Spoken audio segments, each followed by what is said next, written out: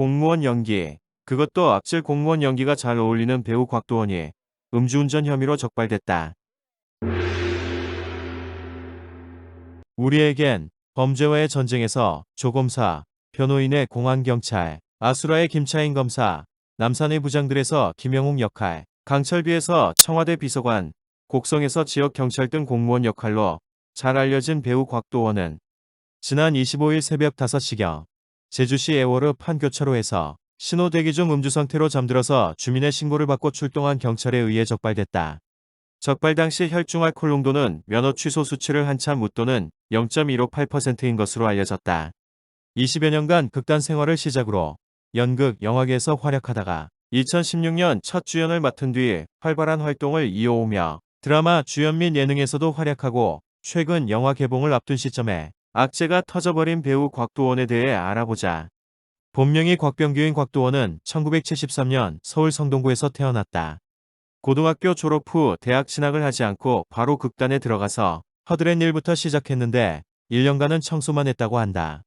연기 연습을 하고 무대에 올랐는데 자신의 발연기에 무대 끝나고 울음을 터뜨릴 정도로 소심한 성격의 소유자였다고 한다. 나중에 나동극에 출연하면서 조금씩 무대에 적응해 나갔다고 하는데 이때 배역이 스머프라고 한다. 아버지는 6.25 참전용사라고 알려졌으나 사실이 아니고 어머니는 장애를 안고 장사를 하셨다고 한다. 부모님 생전에 연극판을 전전하다가 마땅한 수입도 없어서 용돈 한번 드려본 적이 없는 걸 후회한다고 한다. 아동극 시절에 어머니가 고혈압으로 돌아가신 이후 연기를 잠시 포기했다가 조명 아르바이트를 하면서 연극 무대에 기웃거렸는데 우연히 연희단 거리패 광고를 보고 밀양으로 내려가서 7년간 연기에 대해 많이 배웠다고 한다.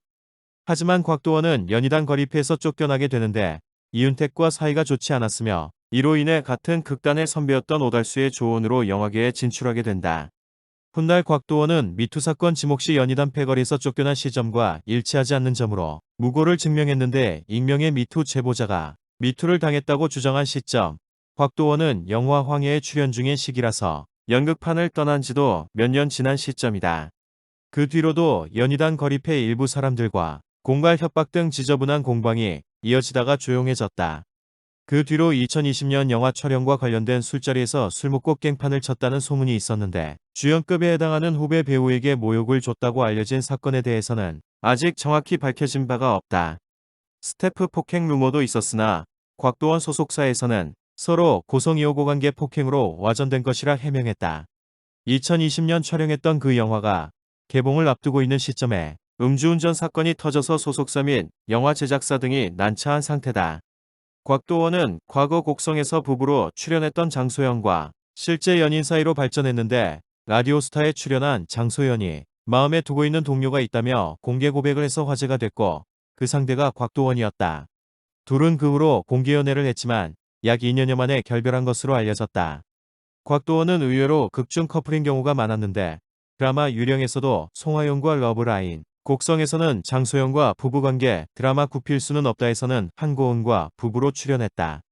곽도원의 필모그래피는 하정우로 인해 꽃이 폈다고 할 수 있는데 황해의 교수 역으로 출연한 곽도원을 범죄와의 전쟁에 추천한 건 나홍진 감독이고 이를 본 윤종빈 감독이 하정우에게 의견을 물어봤는데 하정우를 제외하고는 다 캐스팅에 반대했다고 한다. 그 후로 2012년에는 소지섭과 함께 드라마 유령에 출연했으며 그해 하반기엔 영화 회사원으로 소지섭의 악질 상사로 눈도장을 찍었다. 범죄와의 전쟁도 2012년 초 개봉이니 2012년에 곽도원은 나이 40의 드라마, 영화에서 두각을 나타내며 관객들에게 눈도장을 찍게 되었다.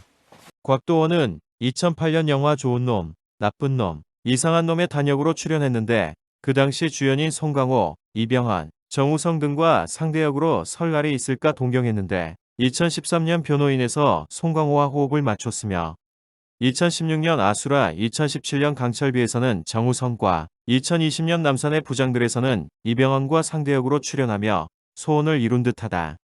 최민식과는 범죄와의 전쟁, 특별시민에서 함께 출연하며 나름 충무로에서 명망 있는 배우들과는 대부분 작품에서 마주쳤을 만큼 필모그래피가 알차다고 할 수 있다. 첫 주연 작품인 곡성은 약 700만에 육박하는 관객 수로 준수한 성적을 거뒀지만 두 번째 원탑 주연을 맡은 국제수사는 곡성과 같은 15세 관람가에도 불구하고 관객 수 50만대에 불과해 흥행 참패를 기록했다. 둘 다 경찰 공무원으로 등장했으며 악역이 아닌데도 불구하고 많이 상반된 결과를 낳았는데 그 뒤로 곽도원은 악한 엘리트 공무원이 잘 어울린다는 명성을 이어나갔다. 악역을 많이 한 만큼 곽도원이 극 중에서 누군가를 때리면 영화가 흥행하는 징크스가 있는 것 같은데 최민식, 임시완, 소지섭, 정우성 등을 극 중에서 찰지게 팼다. 소녀시대 태연의 팬으로 예능 프로에서 테티서의 트윙클을 부르는 장면이 나오기도 했다. 나 혼자 산다에서 제주서리하는 일상을 찍으며 특유의 호탕한 웃음과 함께 자연인처럼 사는 모습을 보이더니 결국 제주도에서 음주운전 후 도로에 차를 세우고 자는 엔딩을 보여줘서 안타까울 뿐이다. 혐의를 인정한 만큼 법적인 처벌을 달게 받으시길 바라며 앞으로 이런 불미스러운 사건으로 알려지지 않기를 바랍니다. 세간의 이목을 끌었던 곽도원의 음주운전 사고를 덮어준 이가 있었으니 그건 다음번 영상에서 다뤄보도록 하자. 구독, 좋아요, 알림 설정은 영상 제작에 힘이 됩니다.